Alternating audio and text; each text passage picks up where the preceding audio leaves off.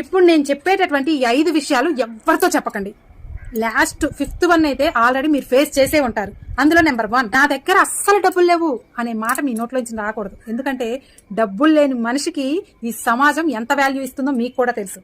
కాబట్టి ఆ మాట మీ నోటి నుంచి రానివ్వకండి. అండ్ నెంబర్ 2, ఇంట్లో జరిగిన గొడవల్ని బయట చెప్పకండి. ఎందుకంటే వీడికి ఇంట్లోనే వాల్యూ లేదు, ఇంకా మనమేంటి వాడికి వాల్యూ ఇచ్చేది అని తీసి అవతల పడేస్తారు మిమ్మల్ని.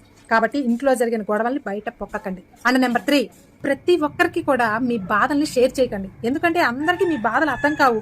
పైగా దాన్ని కామెడీగా చేసి అందరికి ప్రచారం చేస్తూ ఉంటారు. అవసరమా? వాళ్ళు తీర్చకపోగా మనం చులకనైపోతాం. అండ్ నెంబర్ 4, లైఫ్ లో మీరు ఎలా ఎదగాలి అనుకుంటున్నారు అన్న విషయాన్ని ఎవరితో చెప్పకండి. ఎందుకంటే ఒకళ్ళు దాన్ని కాపీ చేయొచ్చు, లేదా మీరు ఎదగకుండా ఉండటానికి మీ కాళ్ళను పట్టుకుని కిందకి లాగే అవకాశం కూడా ఉంది. మనం ఎదగకపోయినా పర్వాలేదు, కానీ పక్క వాళ్ళు ఎదగకూడదు అనేటటువంటి సమాజం ఇప్పుడున్న రోజుల్లో ఉంది. కాబట్టి మీరు ఎలా